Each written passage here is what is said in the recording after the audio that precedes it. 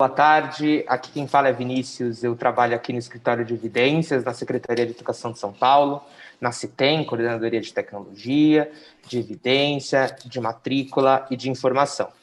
E eu venho aqui para apresentar novamente o nosso seminário semanal, em que trazemos um pesquisador, uma pesquisadora, um acadêmico, uma acadêmica, para falar um pouco aqui sobre a pesquisa deles, que se trata justamente sobre alguma evidência no campo da educação, trazendo evidências para a área educacional.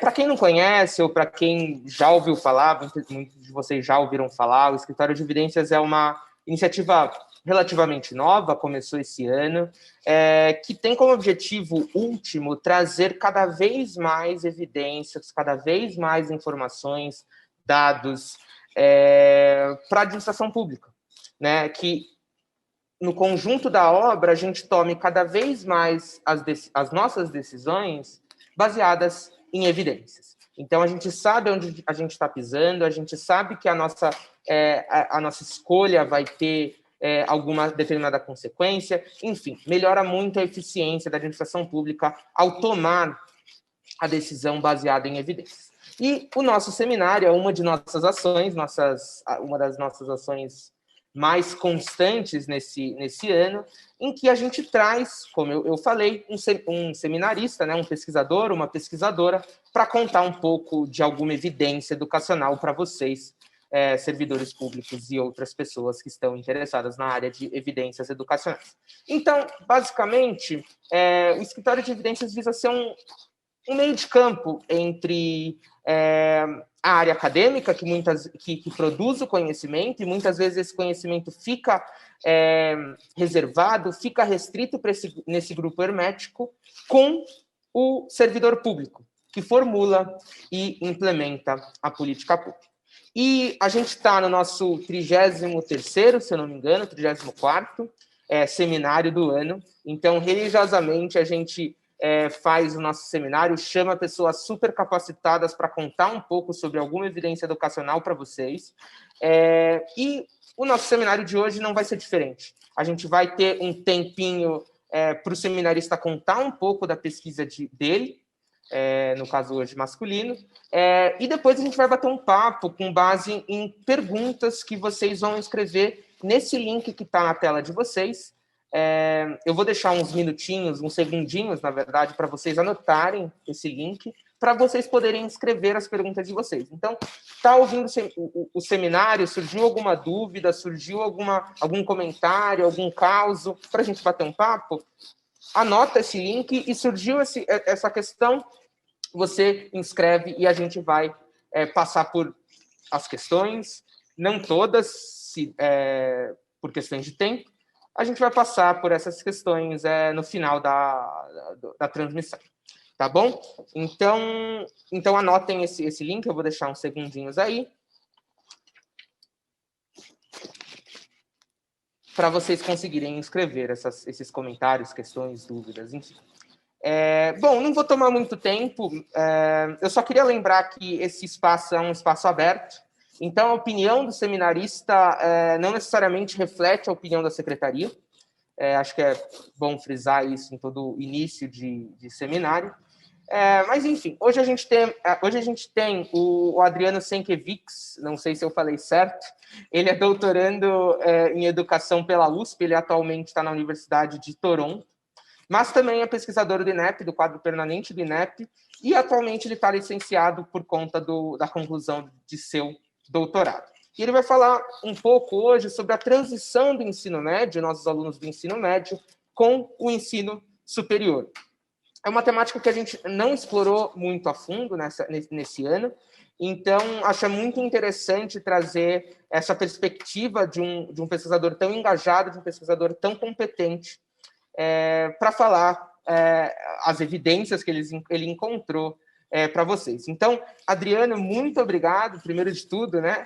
Muito obrigado pela sua disponibilidade, pelas suas futuras palavras. É sempre muito bom ver alguém tão engajado, um pesquisador tão competente, tão engajado em trazer cada vez mais evidências para a área educacional. Então, Adriano, o palco do Zoom é seu e a gente volta a se falar daqui a pouco. Obrigado, Vinícius, pela apresentação.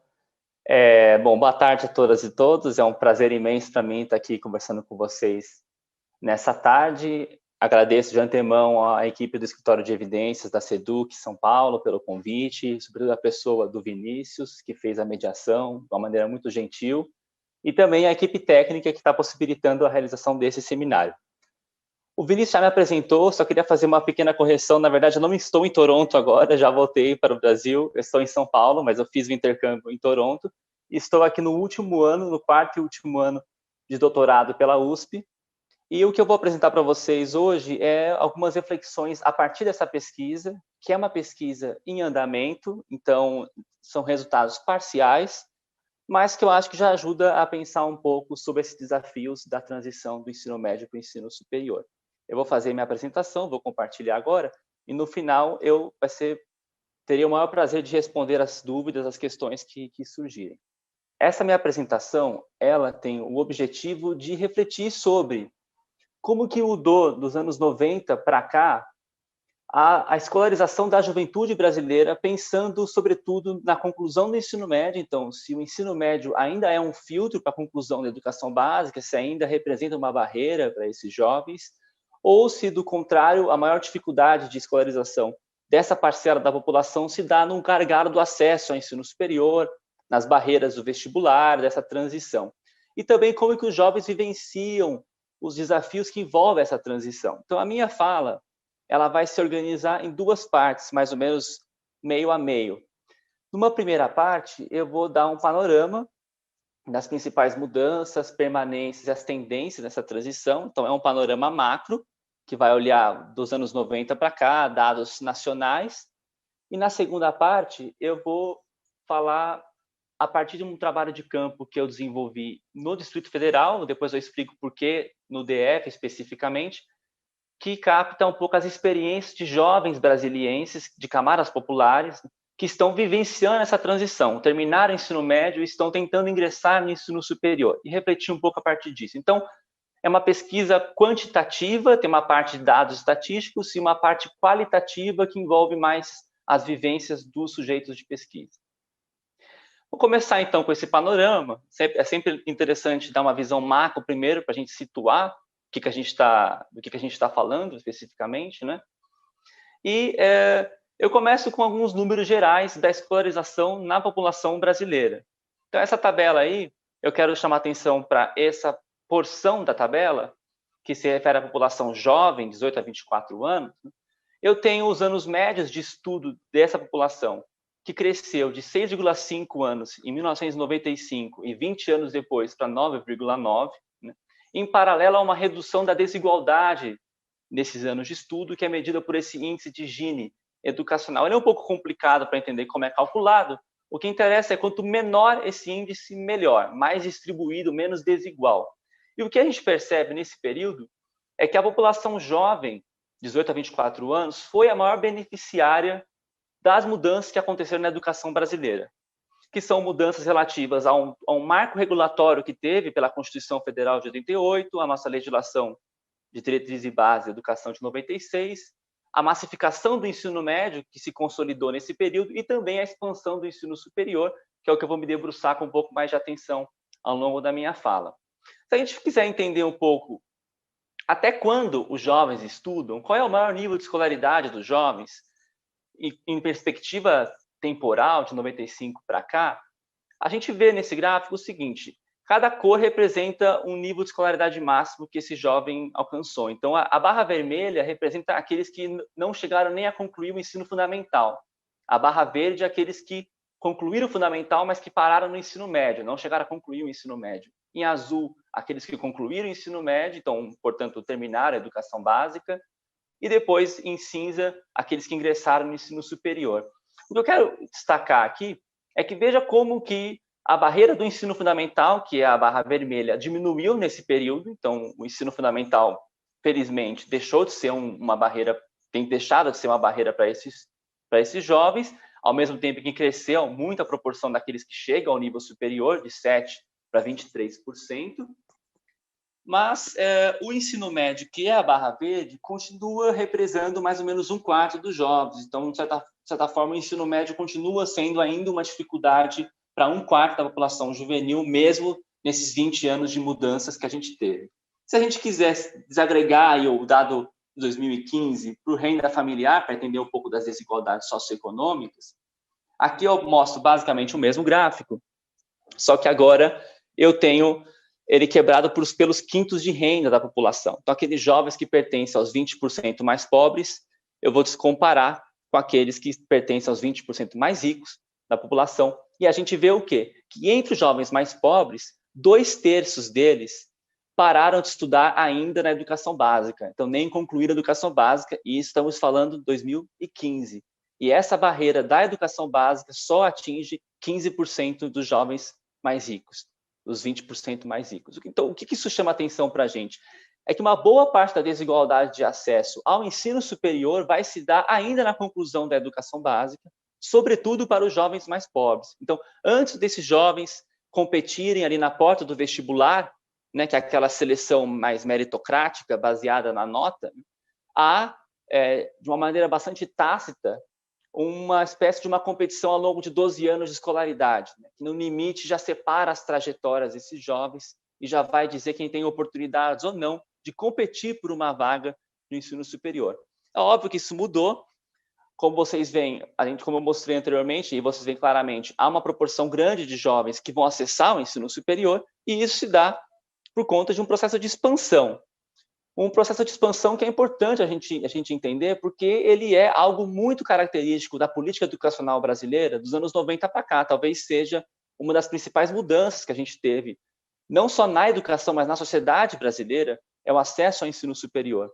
Nesse gráfico, a gente vê claramente isso. As barras azuis representam o número de matrículas, que vão crescer ali, uma legendinha aqui, de 1,7 milhão em 95 para 8 milhões 20 anos depois. O dado mais recente que nós temos saiu pelo INEP faz 2-3 semanas, 8,6 milhões de matrículas no ensino superior em 2019. E, em paralelo a isso, a gente vê que a taxa líquida de escolarização, que é o principal indicador de acesso que nós temos, que representa basicamente a proporção desses jovens que frequentam ou que já concluíram uma graduação, aqueles que acessaram ou estão acessando, ela foi crescendo também, que são essas linhas que vocês estão vendo no gráfico. Há duas linhas diferentes, uma pontilhada e uma contínua, por uma questão metodológica da pesquisa. O que importa é entender a tendência. A gente vê que sai de um patamar de 6,8% de jovens que acessam a graduação em 95 para mais de 20%, chega a 25% no último ano. Então, há, evidentemente, um acesso muito grande. É claro que com desigualdade. Se a gente pegar essa taxa líquida e quebrar por nível socioeconômico de novo, eu vou ter esse gráfico aqui, que é bastante ilustrativo das nossas desigualdades. A linha mais escura aí no topo são os jovens do quinto mais rico da população, e a linha mais clara lá na base, os jovens do quinto mais pobre. Vejam só como que há um aumento do acesso para os mais pobres, porém com uma distância muito grande que se mantém com aqueles mais ricos. E dá para vocês perceberem, sobretudo nesses anos que eu destaquei, entre 95 até lá para o final da década de 2000, 2010, por aí, vejam que a linha dos mais ricos ela vai subindo, subindo, subindo, e quase não se vê alterações nas duas linhas dos quintos mais pobres ali na base do gráfico. Elas permanecem com valores muito baixos de acesso. E só depois, mais para o final dos anos 2000, depois de 2010, que a gente começa a ver o incremento dos mais pobres. Então, o que a gente pode perceber, as pesquisas têm convergido nisso no Brasil, é de que a expansão do ensino superior beneficiou, num primeiro momento, mais os jovens mais ricos. E só mais recentemente que ela tem começado a beneficiar também os mais pobres. Isso se deu por uma série de motivos. Foi mais recentemente que nós temos reduzido as dificuldades de conclusão da educação básica, pensando nas taxas de conclusão, de reprovação do ensino médio, que são historicamente muito elevadas, mas vem numa tendência de queda. Foi também depois, ao longo dos anos 2000, depois de 2010, que nós consolidamos uma série de políticas inclusivas. Eu estou pensando aqui nas políticas de cotas das universidades públicas, estou pensando na política do ProUni, de bolsas às universidades privadas, que surge lá em 2005 e depois vai crescendo nos anos seguintes.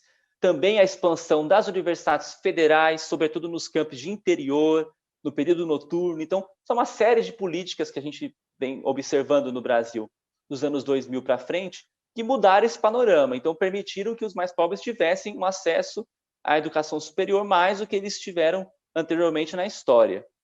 Agora, é claro que com esse crescimento que teve do acesso, esse crescimento que teve da demanda, houve também um crescimento da concorrência pelo acesso. Essa tabela tem muitos números, mas eu vou direcionar a leitura dela para aquilo que interessa aqui para o argumento. Vamos olhar junto o aumento do número de vagas que teve nesses 20 anos que eu estou focando a minha análise. Veja, o número de vagas nas públicas aumentou em 3 vezes, aproximadamente, enquanto que o número de vagas nas faculdades privadas, universidades e faculdades privadas, aumentou 7,5 vezes, aumentou muito mais. E do lado, a gente vê o número de candidatos, que dá uma ideia da demanda. Esse número de candidatos, ele cresce 6 vezes naqueles que se candidatam às universidades públicas e cresce 4,4 vezes naqueles que se candidatam a uma universidade privada. Isso mostra o quê? Que o crescimento da demanda por uma universidade pública foi muito maior do que o crescimento da oferta, ao passo que o crescimento da oferta nas privadas foi maior do que a demanda, então, de certa forma, ficou muito mais acirrada a disputa por uma vaga na universidade pública nesse período, e isso a gente vê pela concorrência, que é esse número que eu circulei de laranja, amarelo, que era uma relação de 7,8 candidatos vaga para as públicas em 95, e isso passa para 16 candidatos vaga em 2015. E nas federais, só um parênteses, essa concorrência chega a 21 candidatos vaga. Então, veja que houve um acirramento da disputa nas universidades públicas. É claro que isso tem a ver com a expansão que se observou, que isso tem a ver com o Enem, que ganhou proporções nacionais, junto com o SISU, o Sistema de Seleção Unificada, que permitiu, que democratizou a disputa, no certo sentido, permitiu que esses jovens disputassem a mais universidades, sem ter que fazer vários vestibulares, né? E as privadas que cresceram muito mais na oferta, mas elas têm uma limitação econômica muito grande, que é o pagamento das mensalidades. Então, essa distinção da mensalidade que se tem nas privadas, que nós não temos nas públicas, ela diferencia muitas possibilidades de acesso para esses jovens. O desafio, na verdade, não é entrar numa universidade privada, tirando naquelas mais seletivas, mas o desafio é se manter no curso, é conseguir pagar as mensalidades, concluir o curso. Eu quero olhar agora um pouco mais, numa perspectiva longitudinal, a gente olhar os jovens que concluíram o ensino médio. Nesses anos que são chave, aí na virada dos anos 2000, então aqueles que terminaram o ensino médio ou em 2009, em 10, em 11 ou em 12, algum desses anos, eu vou acompanhando eles ano a ano após a conclusão do ensino médio. Nesse gráfico, eu mostro ali o ano 0, no começo do gráfico, é o ano que a pessoa concluiu o ensino médio. Então, ali, ninguém ingressou no ensino superior. E conforme vai passando os anos seguintes, essas linhas vão subindo, que é a proporção desses jovens concluintes que vão acessando o ensino superior, público ou privado, aqui não tem diferença. O que a gente observa? Se esse jovem pertencer ao quinto mais rico, que é a linha escura, no final de 8 anos, então, 8 anos depois que aquela pessoa terminou o ensino médio, 91% desses jovens ingressaram no ensino superior, comparado a apenas 31% se ele pertencer ao quinto mais pobre. Vejam como que essa diferença ela vai se construindo e se acumulando ao longo do tempo, de como as oportunidades são diferentes para esses jovens estudarem no ensino superior. Eu digo mais aqui, que se a gente for decompor essa desigualdade que tem no final, 3/4 dela vai se dar logo no ano 1. Ou seja, a diferença entre quem passa direto e não passa é muito grande logo no começo. E os outros anos, os anos seguintes, eles vão simplesmente ser incrementais, vão adicionar mais desigualdade, mas não vão alterar esse quadro que já é muito agudo desde que eles terminam o ensino médio. Então, terminou o ensino médio, as trajetórias já se diferenciam de uma maneira muito marcada. De modo que, quando a gente vai olhar o produto disso numa perspectiva nacional, a gente tem esse cartograma que eu elaborei, que ele vai colorir cada município do Brasil em função da proporção de jovens que terminaram o ensino médio e que acessaram o ensino superior. Quanto mais escuro o município, mais jovens que se formaram naquele município estão acessando o ensino superior. Então, a gente vê aqui uns padrões muito claros, que, na verdade, se confundem muito com os padrões que a gente já conhece de desigualdades regionais, socioeconômicas, não é? A gente vê que os estados do Sul, Santa Catarina, Rio Grande do Sul, Paraná, com exceção de uma porção do Paraná, que também se confunde ali com uma parte da região sul do estado de São Paulo, que compreende o Vale da Ribeira e algumas regiões vizinhas. A gente vê que em Minas Gerais, com exceção do norte de Minas e a região do Vale de Jequitinhonha, na fronteira com a Bahia, tem um acesso maior. O centro-oeste brasileiro, alguns estados do norte, Rondônia, por exemplo, ali na região de Porto Velho, na fronteira com o Amazonas, também tem um acesso maior. E alguns pontos do Nordeste, mas a gente vê claramente que boa parte da região do Nordeste, uma parte dos estados do Norte e porções localizadas do Sudeste, né, tem um acesso menor, tem uma cor mais clara. Em 70% dos municípios brasileiros, menos da metade desses jovens vão ingressar, aqui passados 5 anos, então estou dando um prazo de 5 anos para eles ingressarem depois de terem terminado o ensino médio, e somente 73 municípios têm mais do que 3/4 dos jovens, mais do que 75%, que é a cor mais escura do gráfico. Se a gente for olhar para dar um pouco mais de concretude para essa análise, alguns exemplos, eu peguei aqui só municípios que têm pelo menos 1.000 egressos, para não ficar pegando municípios muito pequenos, né, que vão bagunçar um pouco as porcentagens.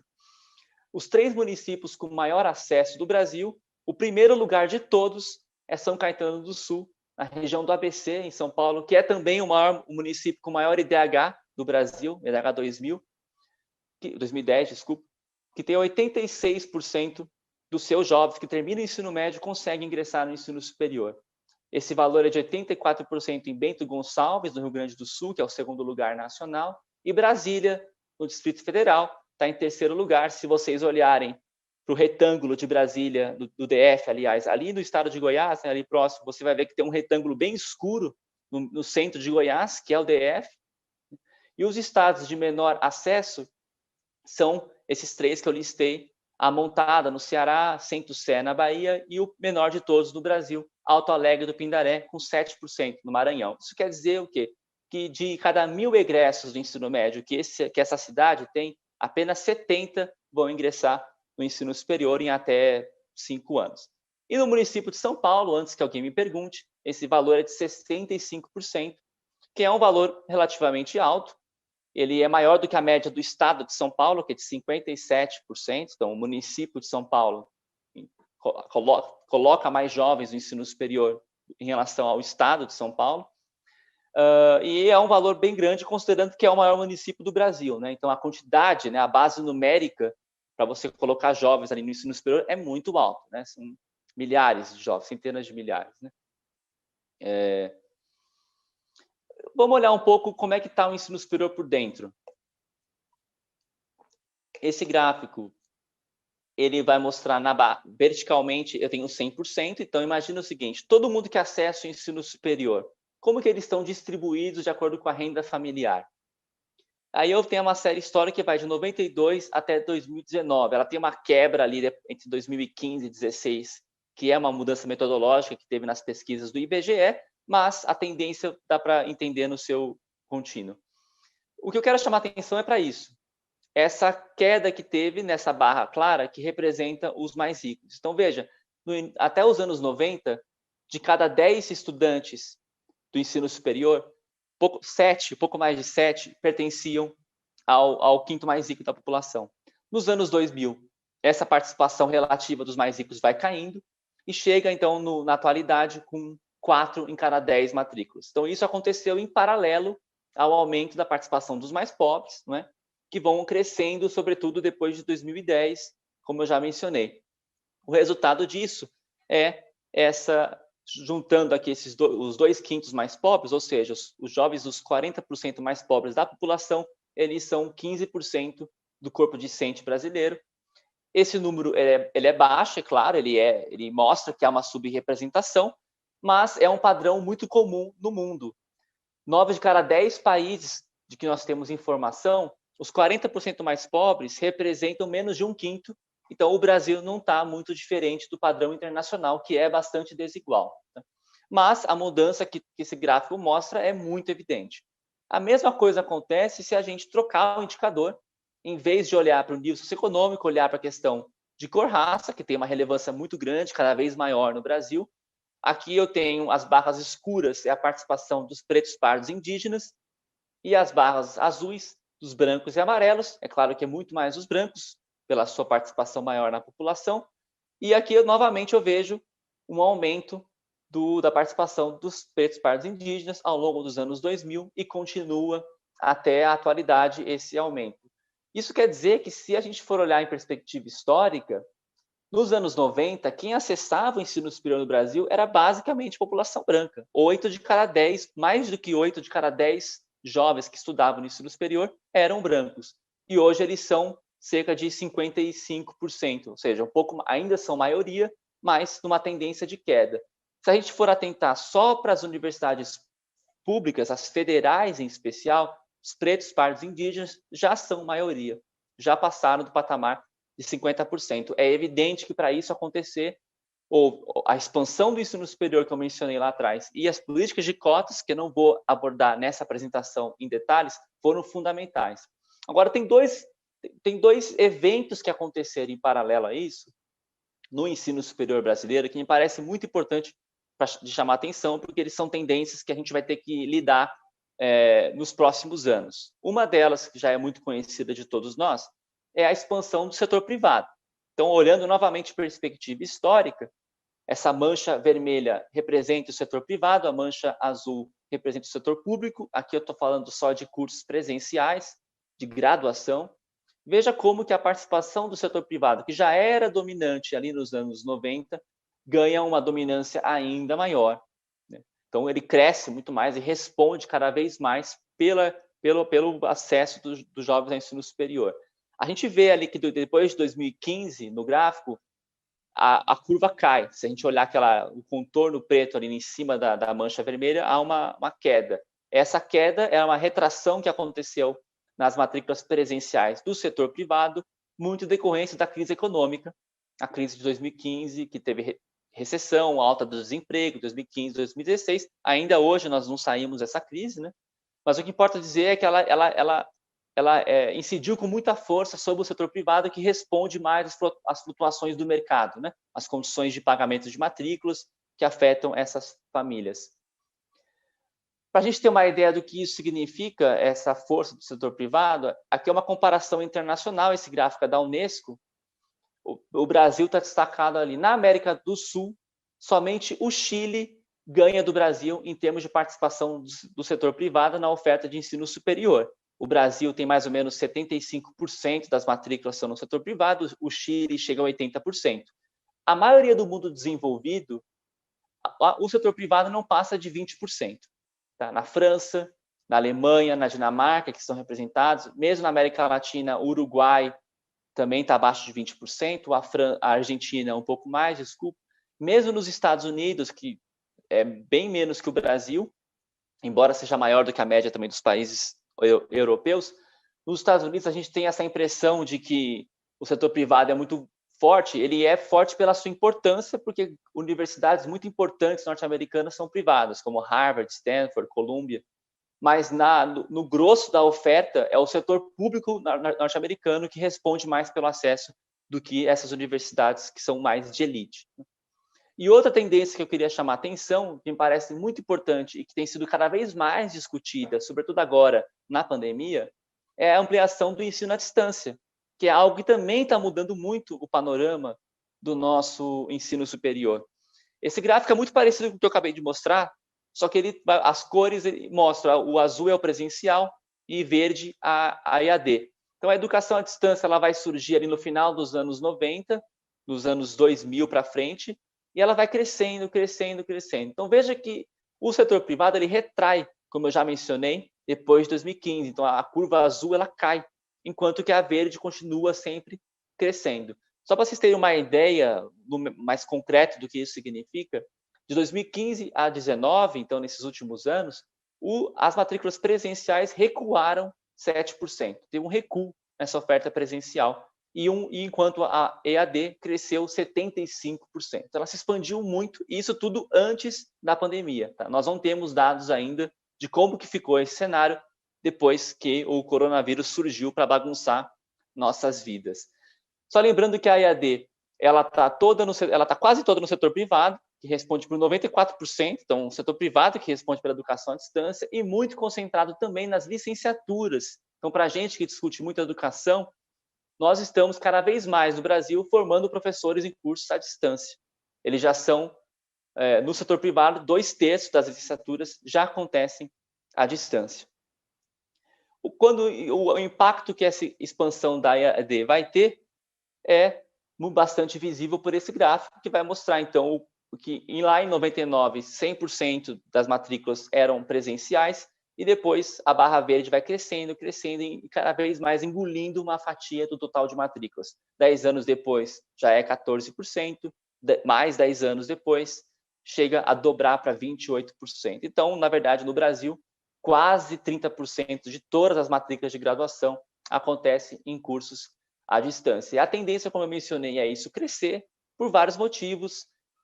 As regras para se abrir polos de EAD são cada vez mais flexíveis. A gente tem os avanços tecnológicos que estão possibilitando essa comunicação instantânea à distância, que é o caso desse seminário aqui. Há poucos anos atrás, a gente dificilmente imaginaria tantos seminários e eventos online acontecendo como estão acontecendo hoje. Então, a banda larga, mais disseminada, né? Os aplicativos são melhores. A crise econômica, como eu mencionei, que reduz salário, então ela força uma flexibilização maior e um baixo custo também para poder permitir o acesso. E a pandemia, que coloca esse imperativo do distanciamento social e que é, evidentemente, um convite para a expansão das matrículas à distância. Eu encerro com isso essa parte. Sei que teve muitos gráficos, muitas tabelas, mas foi um panorama, como eu mencionei. Eu vou entrar agora numa parte um pouco mais micro, uma análise com entrevistas, uma outra perspectiva, que eu acho que pode ser interessante para a gente pensar um pouco as experiências dos jovens. Apesar do público que eu estou me dirigindo sobretudo, pessoas de São Paulo, da Secretaria de Estado de São Paulo, enfim, professores, pessoas ligadas à rede, pesquisadores, eu tenho certeza que as experiências que eu vou trazer dos jovens de Brasília vão permitir muitos paralelos com a experiência dos jovens das escolas de São Paulo também. O que eu fiz, basicamente, foi um estudo de caso com jovens vestibulandos de Brasília. Esse estudo foi feito em 2018, porque Brasília tem uma peculiaridade que é muito importante a gente ressaltar. Como eu mostrei alguns slides atrás, é o terceiro município com maior acesso ao ensino superior. E como unidade da federação, é claro, o DF é a que tem o maior acesso. Em relação a todas as demais UFs, o DF é a mais rica em termos de renda per capita, é também a mais desigual em termos de índice de Gini da renda, e é também a que remunera mais o trabalhador de nível superior, muito por causa do serviço público. Então, Brasília é uma cidade que tem uma vocação para o ensino superior, no certo sentido. Ela remunera muito bem o trabalhador que tem nível superior, é a maior diferença que tem entre o trabalhador mais qualificado e o trabalhador menos no Brasil, e ela também permite muito esse acesso, porque elas têm as maiores taxas de acesso do país.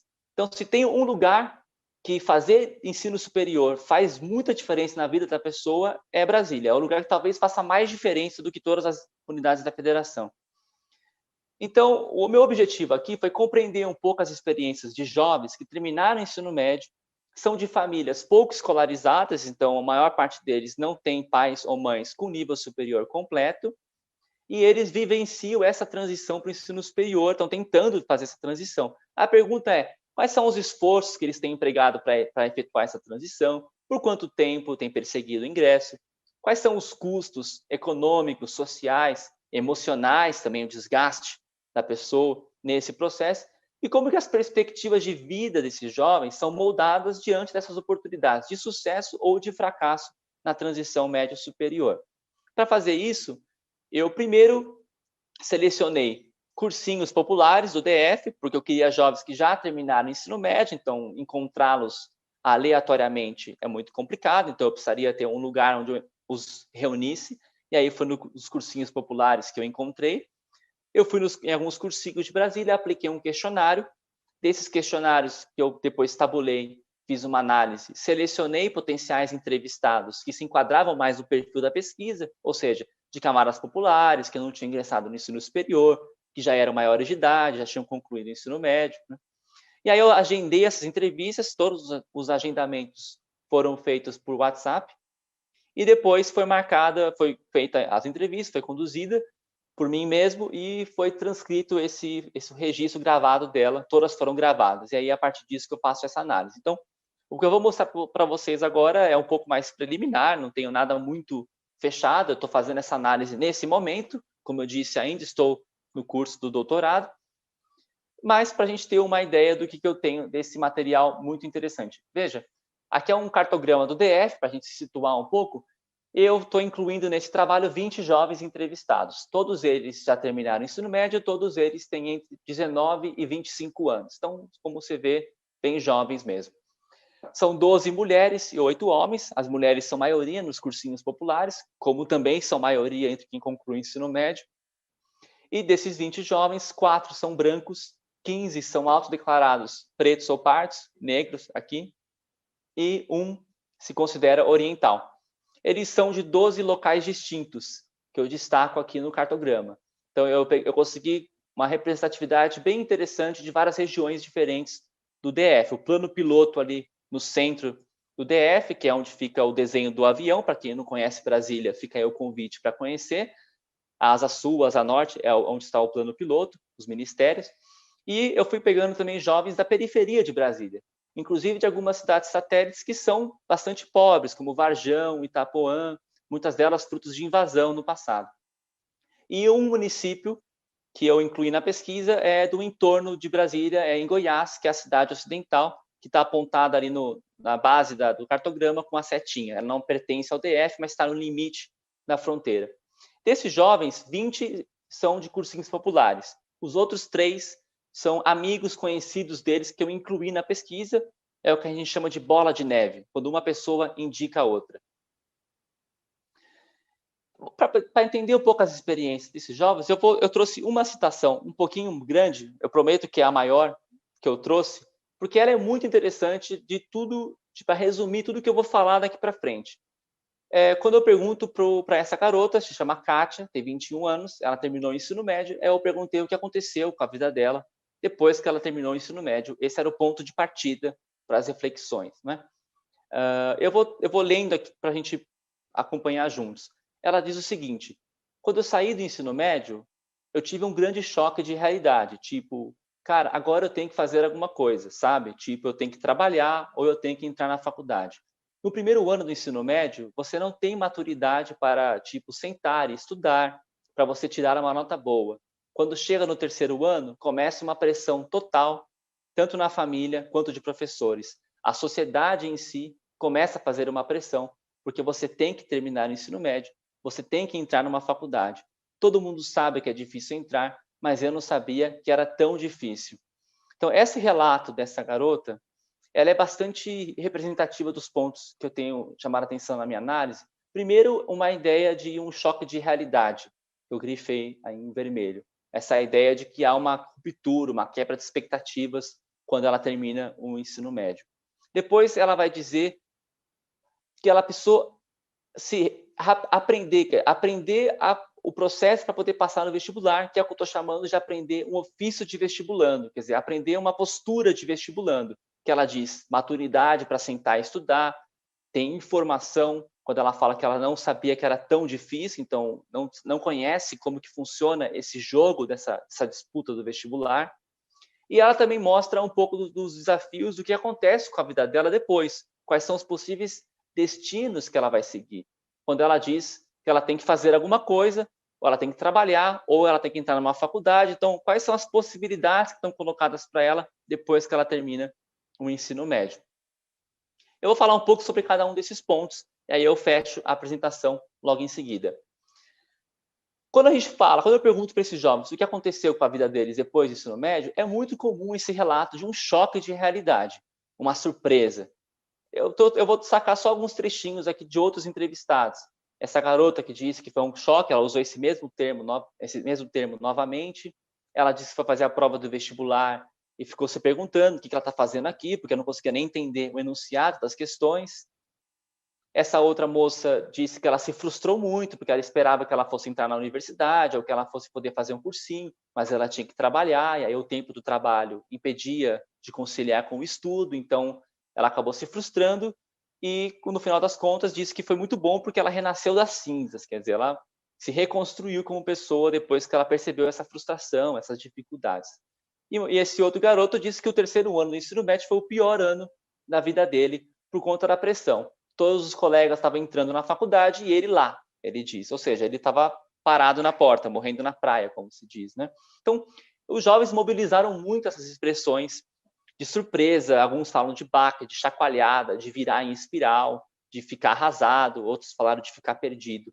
Que mostra uma quebra de expectativas, de se sentir despreparado quando eles terminam o vestibular, quando eles terminam o ensino médio, despreparado para o vestibular. Alguns vão dizer despreparado para o mercado também. Então, eu tenho interpretado isso como um desajuste que esses jovens têm vivido entre a postura que eles construíram como aluno no ensino médio e a postura que é exigida deles agora como vestibulando. Então, há uma ruptura de ofícios mesmo, um ofício de aluno que havia na escola que não é compatível com a exigência do vestibular, que vai demandar uma nova postura perante o estudo, perante as informações para poder ser bem-sucedido, que demanda, então, se construir como o ofício de vestibulando. E quando eu vou ver como que esses jovens têm lidado com isso, com essa busca pelo sucesso nos processos seletivos, que pressão isso tem exercido, que práticas isso tem alimentado na experiência desses jovens, eu destaco 4 pilares deles. O primeiro, evidentemente, é se engajar numa rotina de estudos.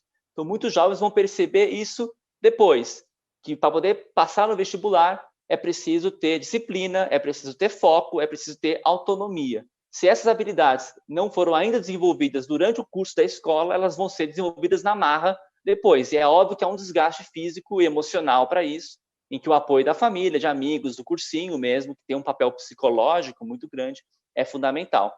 Uma garota disse: eu estudo, durmo e choro. Quer dizer, essa pressão psicológica sobre ela. Uma fala muito boa foi desse garoto que eu trouxe, o Douglas, que diz o seguinte, só um adendo, todos esses nomes são fictícios, tá? Nenhum nome é real. Esqueci de falar isso antes. O Douglas vai dizer, todo mundo que está aqui no cursinho, no caso, sabe que a hora para brincar já acabou. Quer dizer, uma ruptura entre a postura que tinha com um aluno lá no ensino médio que brincava, que não tinha muito compromisso, e agora percebe que a hora de brincar já acabou, que agora a coisa ficou séria, né?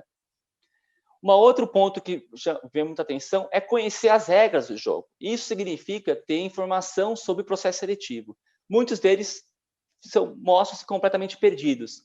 Não sabem muito bem como funciona o SISU, que para eles é muito importante saber como funciona. Não sabem muito bem como funciona o ProUni.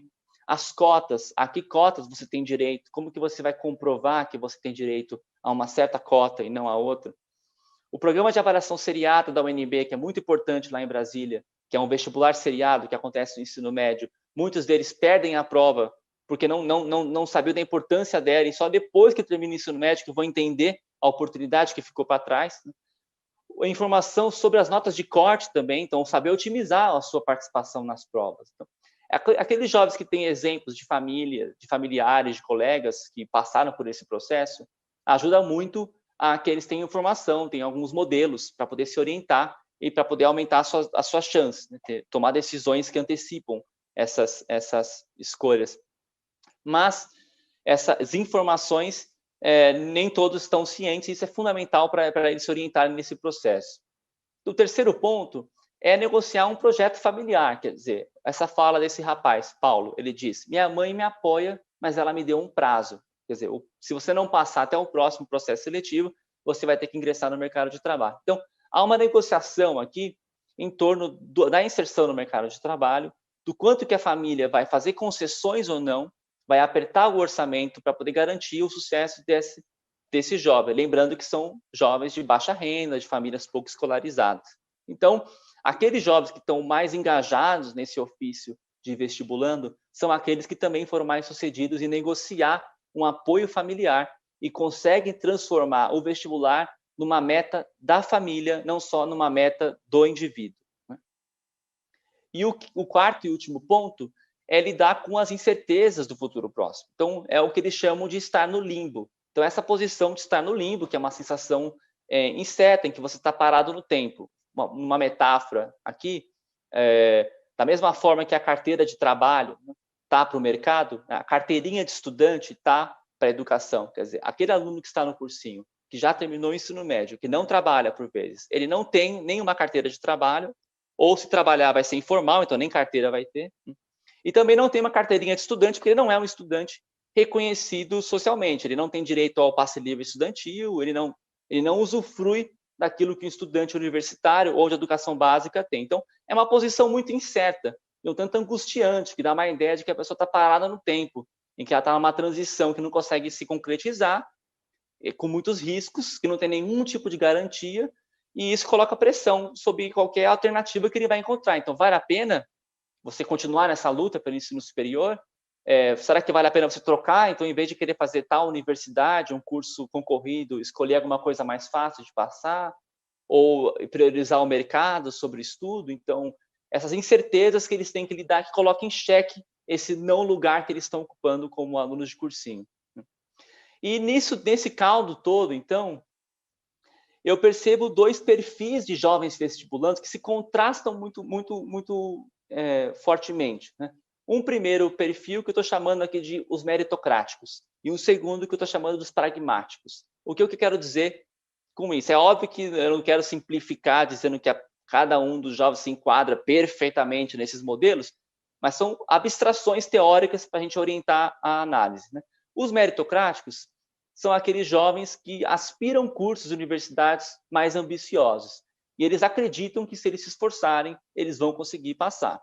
Então, são aquelas pessoas que vão dizer assim, eu quero fazer direito na UNB, eu quero fazer medicina na Católica. Então, eles têm uma aspiração vocacional muito forte, muito orientada, e eles vão lutar por isso. Então, o mérito é a senha que eles vão ter para poder reivindicar o direito de estudar naquele curso. Então, eles vão ser recompensados pelo mérito.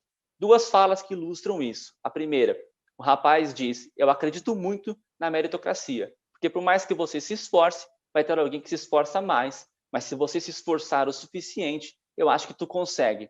Então, ele estava apostando, ele foi bem explícito, inclusive, né? Eu acredito na meritocracia. Então, ele estava apostando no esforço dele, no sucesso dele que ia vir, se ele se esforçasse. E uma outra fala, que essa moça diz, se fosse para ganhar dinheiro, para me sustentar, eu já teria passado no concurso público. Aí ela disse que eu sabia que eu ia ficar numa salinha, com ar-condicionado, virada para o computador, e a minha vida ia ser um lixo. Então, quer dizer, se fosse só pelo dinheiro, só pelo trabalho, já teria resolvido. E ela está com 23 anos, tentando há vários anos passar em medicina. Então, ela queria alguma coisa que era vocacional, e ela estava indo atrás disso. Não era só pelo dinheiro, só pela inserção no mercado de trabalho. E os pragmáticos são aqueles jovens que eles vão encontrar formas de sustento, é a prioridade para eles. Então, o vestibular não tem a centralidade que tem na vida deles, é apenas uma entre outras oportunidades. O importante aqui é saber correr atrás, é saber aproveitar as oportunidades que a vida oferece. Então, eles abrem mão mais facilmente dos seus planos em função daquilo que está à sua disposição. Duas falas que mostram isso, o André, que vai dizer o seguinte, eu não estava pensando muito em faculdade, não, quando terminou o ensino médio, pensei mais no empreendedorismo, na real, entendeu? De trabalhar, de investir.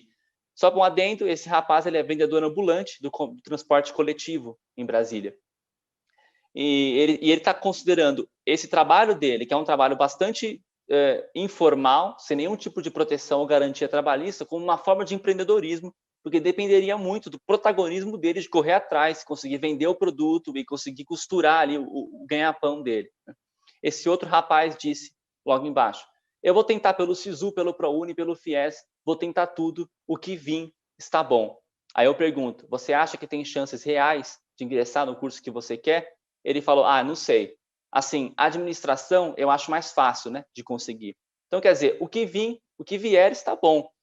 Se a administração for mais fácil de passar, então que seja administração. Se tiver que ir numa privada, com bolsa ou com financiamento, depois se vira para pagar, tudo bem, eu vou aproveitar o que vem à minha frente. Então, essas duas posturas me chamam muita atenção, porque elas são muito condicionadas pelo apoio que essa pessoa vai ter, pelas condições que a família vai ter, de permitir que esse jovem se abstraia um pouco das necessidades mais imediatas, para poder ter um plano mais de longo prazo, vai depender do desempenho que esse jovem teve na escola, o histórico escolar dele, o quanto que o pragmatismo se coloca como uma necessidade, ou se essa pessoa é capaz de se distanciar um pouco do presente para poder pensar em algo mais ambicioso mais para frente. E até quando esse jovem vai carregar um plano ambicioso, aí é a questão, vai depender, evidentemente, das suas experiências de sucesso, de fracasso, se ele tem perspectivas de conseguir passar, se ele observa uma melhora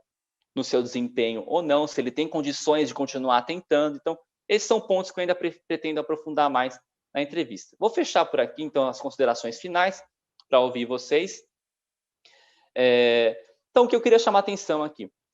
A gente tem visto que cada vez mais os jovens, incluindo aqueles de segmentos mais empobrecidos, têm acessado o ensino superior, porém, essa expansão ela aconteceu com a manutenção de um filtro do ensino médio, de modo que a educação básica ainda está represando, entre aspas, cerca de 2/3 dos jovens mais pobres. Tá? Então, nós expandimos o ensino superior mesmo sem ter resolvido algumas das contradições da educação básica. A desigualdade de acesso ela é muito marcada, ela tem se reduzido, mas ela é tão forte, eu trago aqui um número que me parece muito relevante, 91% do quinto mais rico dos jovens que terminam o ensino médio ingressa, em comparação a 31% do quinto mais pobre. Então, e essa diferença se dá logo entre quem passa direto ou não, ela se constrói rapidamente na trajetória desses jovens. Para esses jovens brasilienses que eu entrevistei, de camadas populares, todos eles mobilizados em torno desse objetivo de acessar uma universidade, há um aprendizado desse ofício de vestibulando que eu estou chamando, que é precedido por uma ruptura com o modelo de ser aluno construído anteriormente. Então, é uma quebra na trajetória deles muito forte no relato. E esse ofício, ele implica uma série de questões, uma autonomia, um esforço, uma negociação com a família, de modo que esse não lugar provisório que o vestibulando ocupa, né, é colocado em xeque a todo momento. Então, legitimar essa posição de estar nem estudando, nem trabalhando, nada muito institucional, nada muito fixo, vai depender da postura que ele vai ter, ou uma postura mais meritocrática, uma postura mais pragmática, que, com base nas perspectivas que ele tem, no apoio familiar que ele tem, nas condições socioeconômicas, que permite que ele legitime essa posição de vestibulando em busca do seu objetivo. Eu queria terminar só deixando 2 recomendações. Então, primeiro, para quem quiser ler mais sobre o que eu falei aqui, eu tenho um artigo já publicado na Revista de Estudos Avançados da USP, está com esse título aí, Novas e Velhas Barreiras à Escolarização da Juventude, que é inclusive o subtítulo dessa minha fala. Então, pode jogar no Google, que vocês vão encontrar, podem baixar. E eu também queria fazer um convite para vocês acompanharem os cadernos de estudos e pesquisas em políticas educacionais da Diretoria de Estudos Educacionais do INEP, a DIRED, que é a equipe onde eu trabalhava antes dessa licença para o doutorado. E nós já temos 3 volumes, que são esses 3 caderninhos coloridos aí, e o próximo vai sair no final desse ano, e vai ter um texto meu sobre a expansão do ensino superior. Então, esses 2 textos, esse artigo já publicado e esse texto que vai sair, eles cobrem toda a primeira parte do trabalho que eu apresentei hoje. A segunda parte das entrevistas com os jovens ainda vai demorar um pouquinho mais. Bom, muito obrigado, deixo aí os meus contatos, meu e-mail, quem quiser também me seguir nas redes sociais, sempre estou falando sobre política educacional e desigualdades, @asenquevix. Valeu, estou aberto agora para dúvidas e comentários. Muito obrigado, é verdade, sigam ele no Twitter, é muito, muito interessante, acho que é a maneira com que eu me informo sobre políticas educacionais. Então, parabéns, Adriano, pela apresentação, pelo engajamento, pela pesquisa. Muito obrigado por suas palavras. Tenho certeza que foram muito proveitosas para todos e todas que estão nos assistindo. Eu vou pedir para a Simone colocar na tela o link de inscrição de perguntas, conforme prometido, novamente, que aí vocês conseguem subir perguntas que surgiram no meio da fala do Adriano, para que a gente consiga bater um papo bacana aqui nesse resto aqui de seminário. Tá? Então, chegaram algumas perguntas. A primeira pergunta, eu vou ler aqui, é do Jorge. ele só colocou Jorge, ele é de Rio Preto, e a pergunta é como a gente consegue incentivar os nossos alunos, né, do ensino médio a estudarem mais e, pelo menos, tentarem a ingressar no ensino superior. Acho que é uma... nem sei, eu, Vinícius, nem sei se há algum tipo de resposta, mas a palavra é sua. Bom, como conseguir incentivar os jovens mais... Bom, eu não estou na sala de aula para especificamente conseguir falar um pouco mais a partir da perspectiva de um professor, né? A perspectiva que eu posso colaborar mais é a perspectiva de um pesquisador e alguém que está... ou entender um pouco o olhar desses jovens sobre o que eles observavam.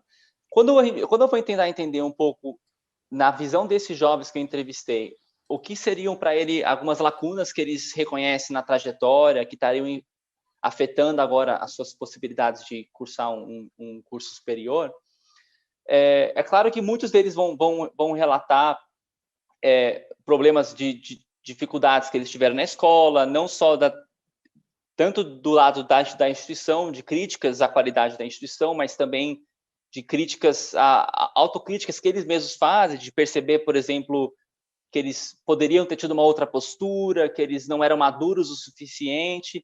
Mas acho que algum ponto que dá para a gente tirar disso é de que talvez muitos deles terminam o ensino médio sem estarem cientes do que significa a conclusão do ensino médio dali para frente, sem conhecer exatamente os processos seletivos, o que eles vão demandar, mas sem ter um conhecimento mais prático disso. Então, essa experiência do choque que eles vão relatar deriva desse despreparo, e às vezes vão dizer, olha, eu vejo alguns colegas mais novos cometendo os mesmos erros que eu cometi, mas eu não sei se eu consigo falar para eles, porque eu acho que eu preciso passar por isso para poder aprender. Eu acho que eu precisei dessa chacoalhada. Então, como que a gente poderia mudar isso? Talvez seja antecipando um pouco desse choque, no sentido de trazer informações sobre o processo seletivo, sobre o processo de preparação, e já ir, de certa forma, iniciando esses jovens.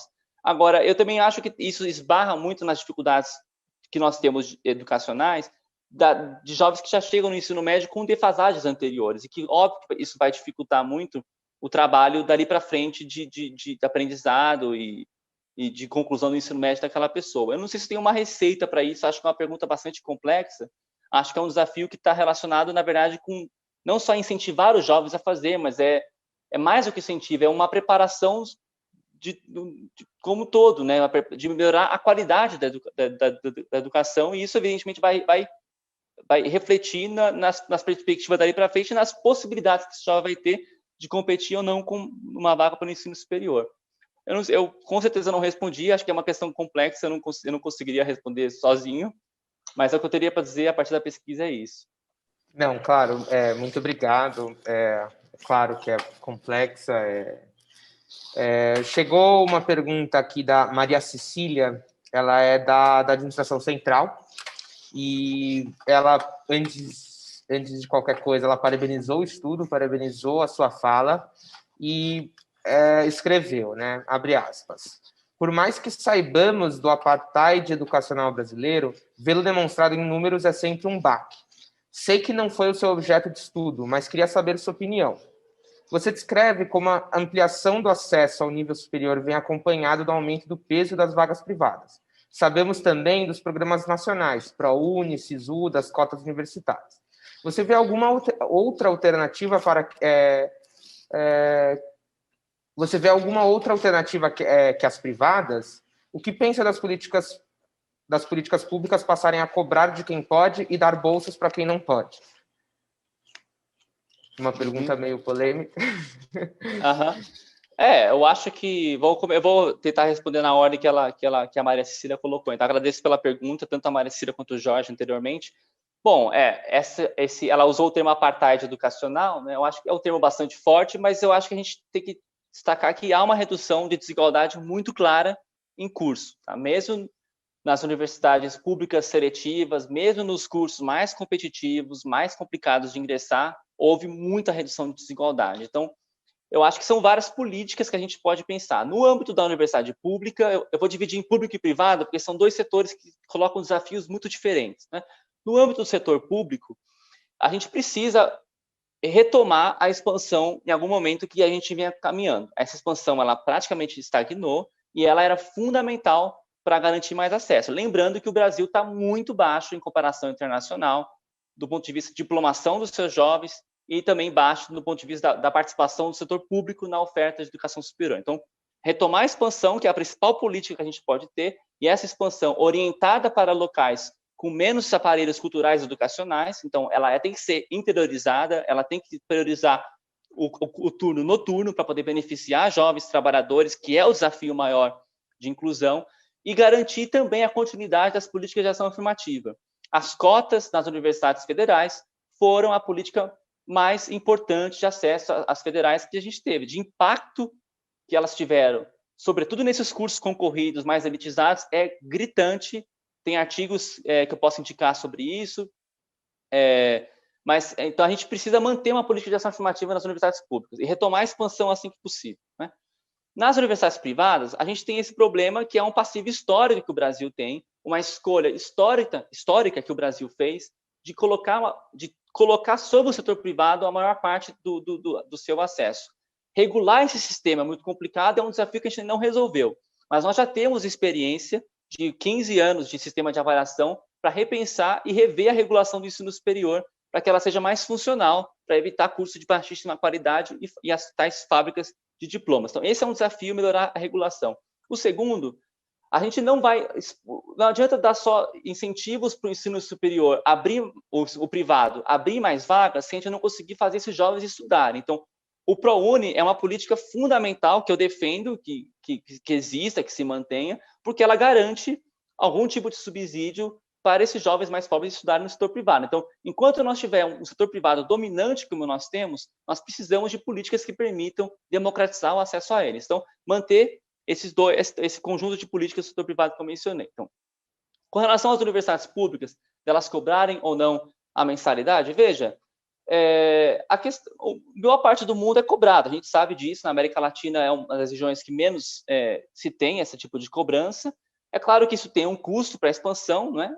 Fica muito mais oneroso para o setor público manter as universidades públicas gratuitas e terceirizando para as privadas o custo, né? Porque, na verdade, o que faz com que o Brasil tenha universidades públicas gratuitas é porque o acesso, boa parte, está no setor privado pago.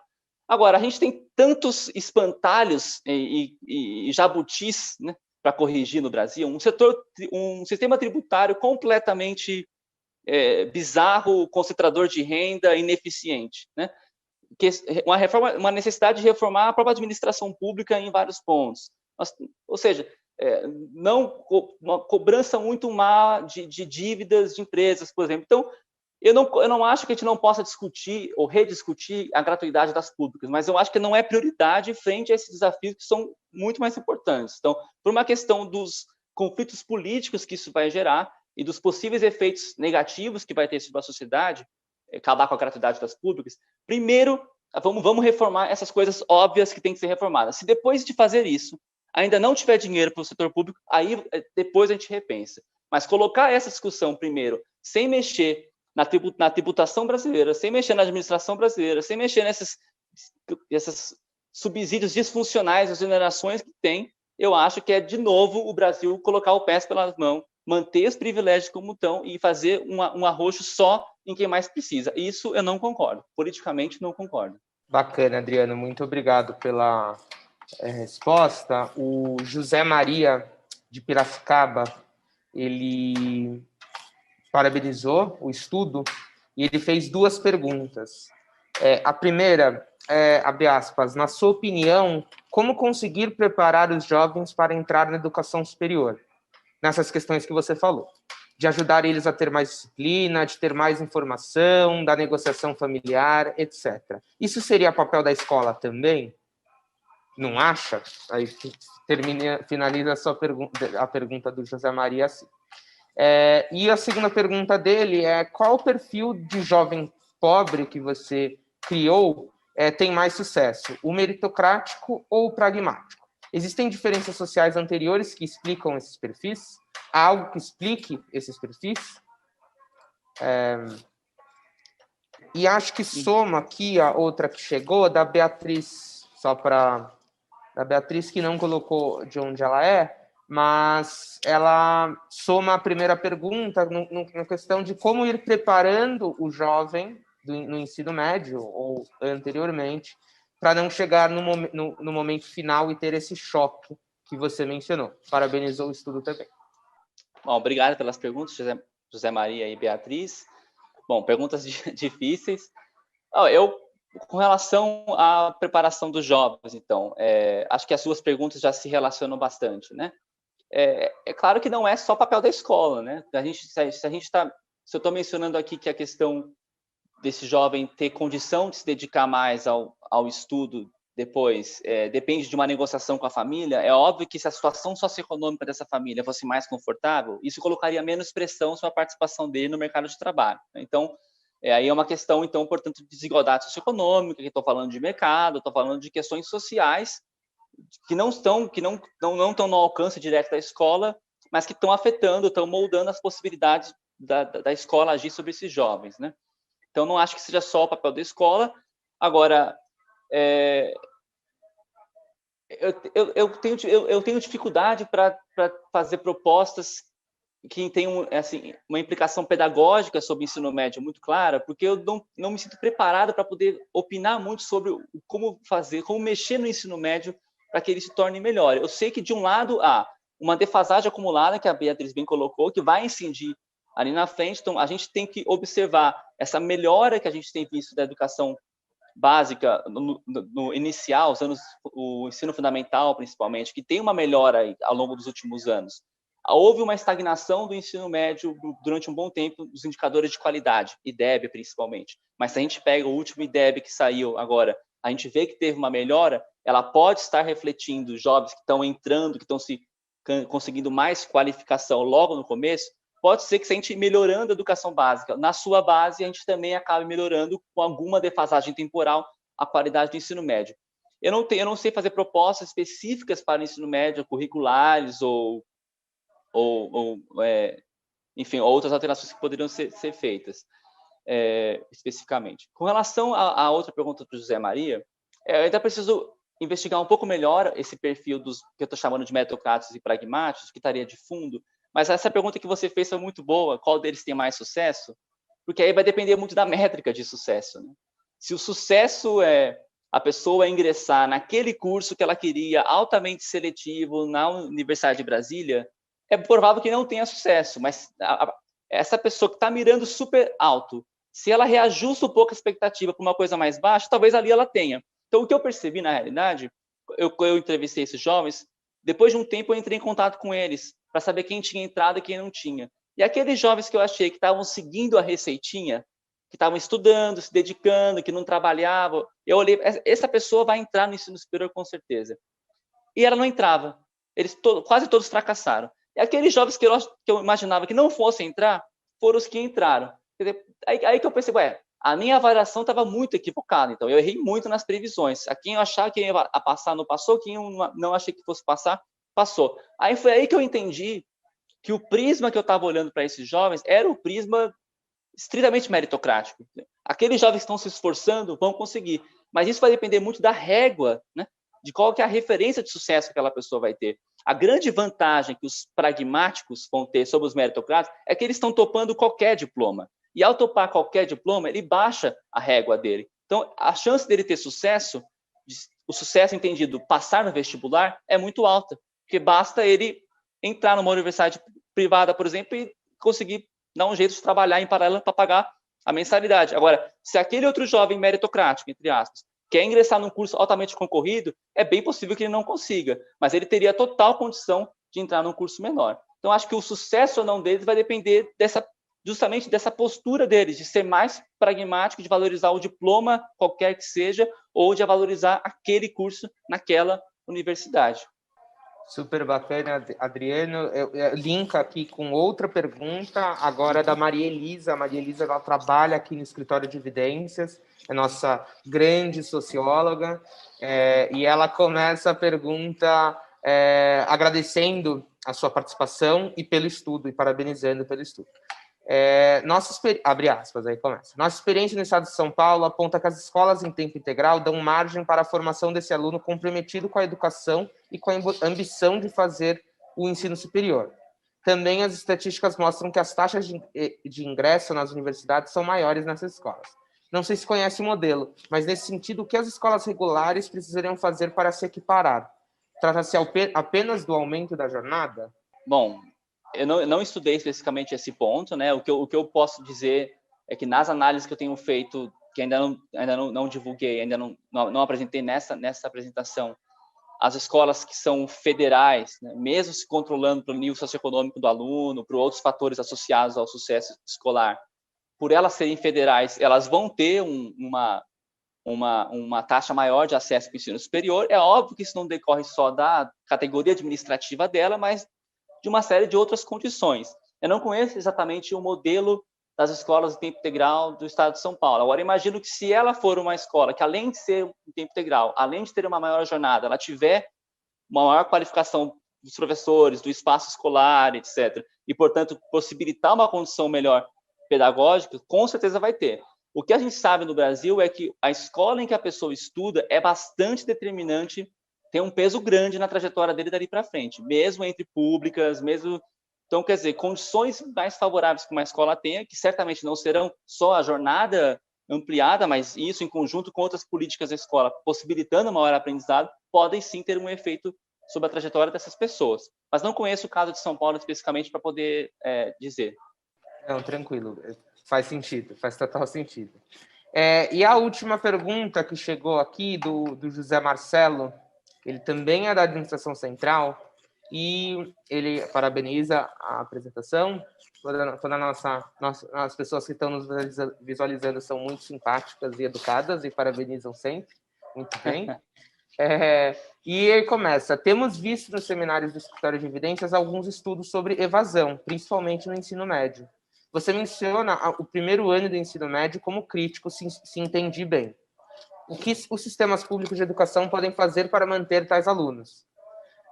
Pensando mesmo no protagonismo e no fato de que o Brasil, infelizmente, os salários de fato só aumentam com o ensino superior. O que podemos fazer para o engajamento acadêmico? Acho que linka um pouco com as outras perguntas do José Maria, da Beatriz, enfim. Na verdade, eu acho que o dado que eu apresentei sobre o primeiro ano é o primeiro ano a partir do momento que a pessoa termina o ensino médio. Quer dizer, se ele terminou o ensino médio em 2012, já em 2013 vai ter uma diferença de acesso, mas não era o primeiro ano do ensino médio em si que eu estou falando, é após a conclusão. Eu nem discuto evasão nesse trabalho, porque toda a minha pesquisa tem como premissa a pessoa concluir, né, o ensino médio. Então, aqueles que sofrem evasão, e é evidente que tem um perfil diferenciado, eles já nem estão sendo contabilizados aqui para o meu trabalho. Quer dizer, então, eles vão ficar naquela barreira da educação básica e, portanto, eles não são nem sequer jovens elegíveis ao ensino superior, né? Eles ainda não podem concorrer ao ensino superior. Então, a pesquisa em si não traz nenhum tipo de evidência ou de indício sobre a evasão ao longo do ensino médio, tá? Mas sim sobre a trajetória após a conclusão. O que eu sei, na minha experiência do INEP, dos indicadores que o INEP trabalha, é que a gente tem visto uma redução da evasão, pelo menos antes da pandemia. Agora a gente tem um outro desafio para lidar, que a pandemia pode reverter as tendências desses indicadores de permanência na escola, né, infelizmente. Mas até antes da pandemia, a gente vinha vindo uma regularização dos fluxos da educação básica, de conclusão, redução de evasão e reprovação, que estava associado também com uma melhora, ainda que tímida, da qualidade dela. Tá tudo associado, né? Quer dizer, né, o próprio IDEB, ele responde também ao fluxo escolar, né? Mas eu não sabia responder para você sobre como reduzir a evasão no ensino médio, porque a minha pesquisa ela toda parte da conclusão dali para frente, né? O que eu mostro, então, é que além da gente ter essa barreira que vai represar os jovens mais pobres ainda na educação básica, a outra barreira do vestibular é a barreira que é o que eu estou discutindo. E essa barreira vai amplificar ainda mais essa diferença entre os mais ricos e os mais pobres, e alguns param no ensino médio, outros vão parar na barreira do vestibular. Não, super bacana. Faz total sentido mesmo. E eu falei que era a última pergunta, mas agora a última pergunta é minha. Mas para concluir o seminário mesmo, então, pegando no resumo que você nos passou e a gente passou para a divulgação do seminário, há uma pergunta dentro desse resumo de que as desigualdades educacionais entre os jovens elas podem ter sido eliminadas, acentuadas ou reconfiguradas. E em que pé que estamos? A gente está em duas respostas, em uma resposta, em 3 respostas, dentre essas eliminadas, acentuadas ou reconfiguradas. Obrigado pela pergunta, Vitor. É bem pertinente mesmo. Para retomando, então, o título, né, e o resumo do trabalho, eu acho que nós estamos em todos esses pés, a depender da dimensão que a gente está olhando.